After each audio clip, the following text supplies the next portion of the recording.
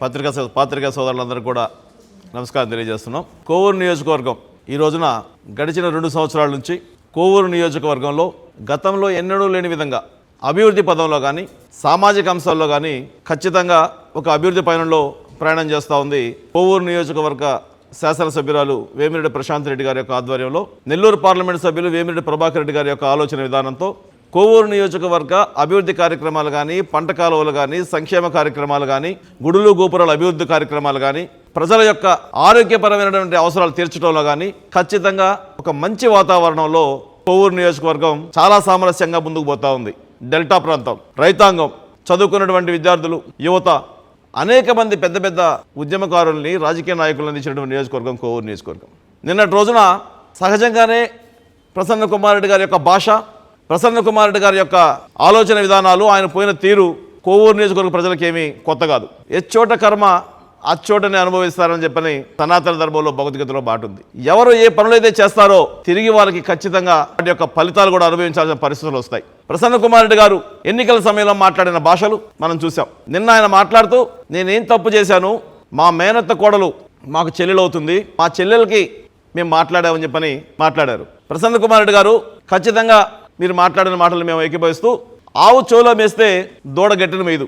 ఈయన అధ్యక్షుడు జగన్మోహన్ రెడ్డి గారు స్వయానా తన సొంత చెల్లెని ఏ విధంగా మాట్లాడాడో ఈ రాష్ట్రం చూసింది. ఆయన వారసుడుగా ఈయన చెల్లెలను మాట్లాడిన మీరు ఎన్నికల నామినేషన్ వేసిన తర్వాత, వేమిరెడ్డి ప్రశాంత్ రెడ్డి గారు నామినేషన్ వేసిన తర్వాత, కోవూరు నియోజకవర్గంలో తెలుగుదేశం పార్టీ అభ్యర్థిగా నామినేషన్ వేసిన తర్వాత మీరు మాట్లాడిన భాష, శ్రీరెడ్డి లాంటి వారి చేత మీరు మాట్లాడించిన భాష, మీరు వేసిన సెటైర్లు ఒక్కసారి గుర్తు చేసుకుంటే ఏ అన్నైనా ఆ చెల్లెల మీద మాట్లాడే భాష మీరు మాట్లాడారన్నది మీ మనస్సాక్షి మీరు ఒక్కసారి మననం చేసుకోండి.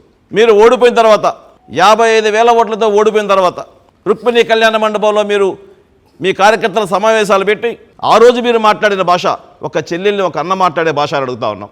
నిన్నగాక మొన్న మీరు సమావేశం పెట్టారు, ఆ సమావేశంలో కూడా మీరు మాట్లాడిన మాటలు ఒక అన్న ఒక చెల్లెల్ని మాట్లాడిన మాటలని అడుగుతా ఉన్నాం. నిజంగా ప్రసన్న కుమార్ రెడ్డి గారు రెచ్చగొట్టే భాషలను మాట్లాడారు కాబట్టే మేము సమాధానం చెప్పామన్నారు. నన్ను కొడుకులు గిడుగులను మాట్లాడిచ్చారన్నారు. ప్రసన్న కుమార్ రెడ్డి గారు మీకు చెప్తా ఉన్నాం, మొట్టమొదటిగా ముందుగా కోవూరు నియోజకవర్గ శాసనసభ్యురాలు వేమిరెడ్డి ప్రశాంత్ రెడ్డి గారు తన కార్యకర్తలను, తన నాయకుల చేతను ఇలాంటి భాష మాట్లాడితే ఏ రోజు ఒప్పుకోవాలా, వాస్తవాన్ని ఖండిస్తారు కూడా. కడుపు మండి మేము అభిమానించేటువంటి మా నాయకురాలు కోవూరు నియోజకవర్గంలో ప్రతి ఒక్కరిని బిడ్డలాగా చూసుకుంటున్న ఒక నాయకురాల పైన మీ ఇష్టం వచ్చినట్టు ప్రలాపాలను మాట్లాడినప్పుడు ఆ ఆవేశంతో, ఆ అక్కసుతో మీ మీద కొంతమంది కొన్ని మాటలు మాట్లాడుండొచ్చు. ఆ మాటలను కూడా ఎమ్మెల్యే గారు ఎక్కడ కూడా ఎప్పుడూ కూడా సమర్థించాల, రాబోయే రోజుల్లో కూడా సమర్థించరు.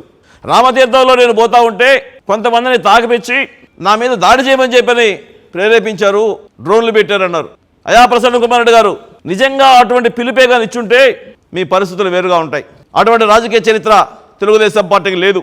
గెలుపోవటంలో సహజంగా ఉంటాయి, వాటిల్ని మనం జీర్ణించుకోవాలి.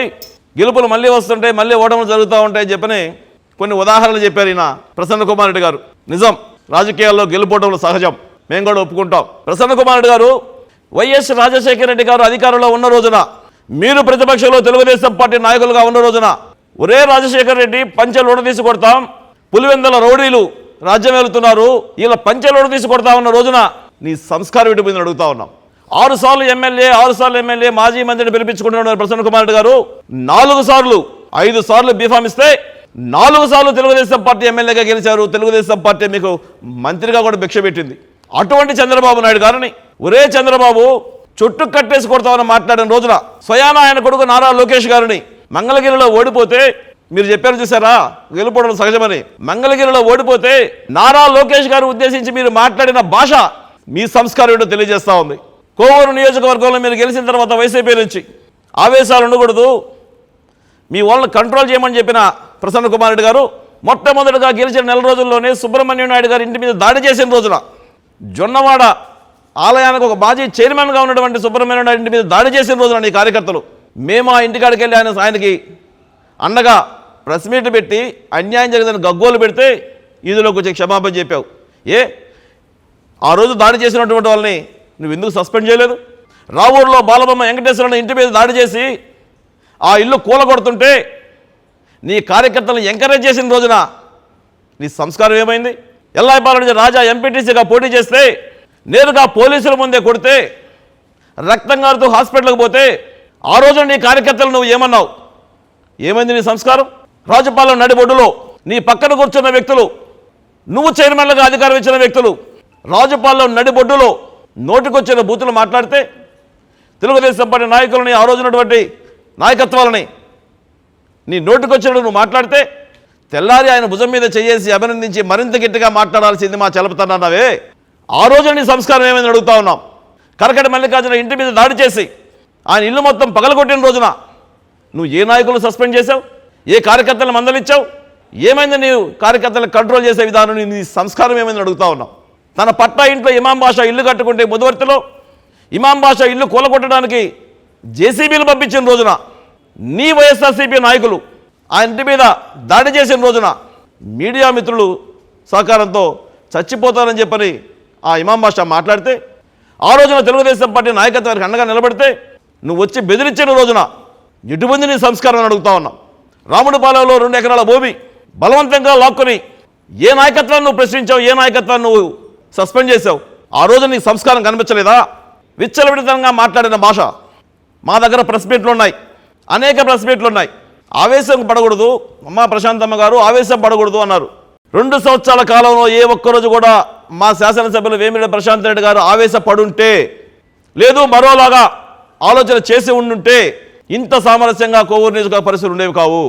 ఏ ఒక్కరోజు కూడా మా శాసనసభ్యులు ఆవేశానికో మరో ఆలోచనకో తావు లేకుండా 700 కోట్ల రూపాయల అభివృద్ధి పనులు, ఇఫ్కో కిసాన్ సెజ్లో 13,000 కోట్ల రూపాయల అభివృద్ధి కార్యక్రమాలకు కావాల్సిన ప్రతిపాదనలు అంగీకరించడం, ఎక్కడ ఎవరికి ఆరోగ్యం బాగాలేకపోతే వాళ్ళకి ఏ సహాయం చేద్దామని చెప్పని ముందుకు పోవడం, విపిఆర్ ట్రస్ట్ ద్వారా కొన్ని వందల మందికి ట్రైసైకిల్ పంచడం, విపిఆర్ నేతల ద్వారా కొన్ని వేల మందికి కళ్ళద్దాలు ఇవ్వటం, సొంత ట్రస్ట్లో ఉన్నటువంటి మిషన్ల ద్వారా కాలువల పొడికలు తీయటం, ఈ కార్యక్రమాలపైనే మునిగి తేలుతున్నారు.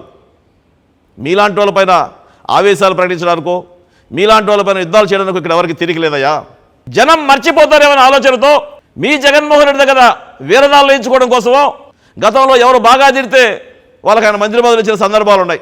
ఈసారి కూడా ఎవరు మహిళలను కించపరుస్తారో, ఎవరు బాగా తిడతారో, ఎవరు బాగా నియోజకవర్గాల్లో గొడవలు పెడతారో, ఎవరు బాగా కులాల మధ్య చుచ్చు పెడతారో బేరుజు వేసుకొని వాళ్ళకి టిక్కెట్లు ఇస్తారన్న భ్రమలో మీరు అప్పుడప్పుడు వచ్చి తిట్టిపోతూ ఉంటారు.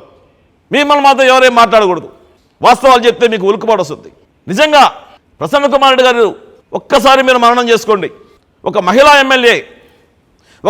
ఎమ్మెల్యే అభ్యర్థిగా కోవూరు నియోజకవర్గంలో వేమిరెడ్డి ప్రశాంత్ రెడ్డి గారు టిక్కెట్ అనౌన్స్ చేసిన రోజు నుంచి గెలిచే రోజు వరకు మీరు మాట్లాడించిన భాష, మీరు ప్రవర్తించిన తీరు ఒక్కసారి మననం చేసుకోండి.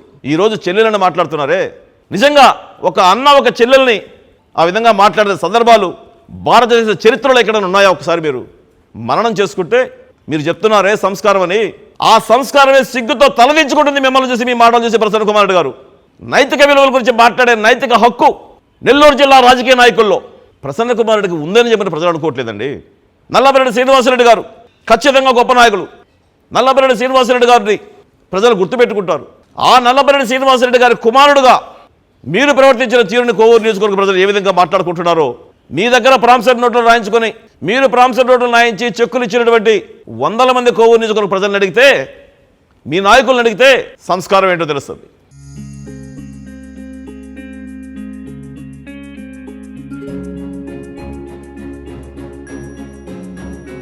పెద్దమ్మాయిలాగే చిన్నమ్మాయి పెళ్లి కూడా గ్రాండ్గా ఎలా చేద్దామని ఆలోచిస్తున్నారా?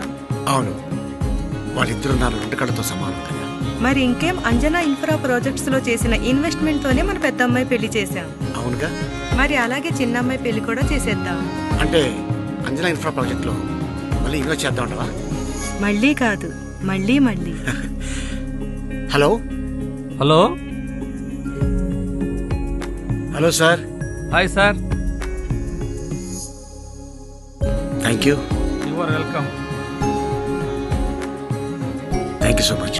మా కార్యాలయం చిరునామా GR orchid, door number 26-1-1920, flat number 40, opposite Krishna Chaitanya college, mini bypass road, Gomathi Nagar, Nellore. Phone number 8978978936.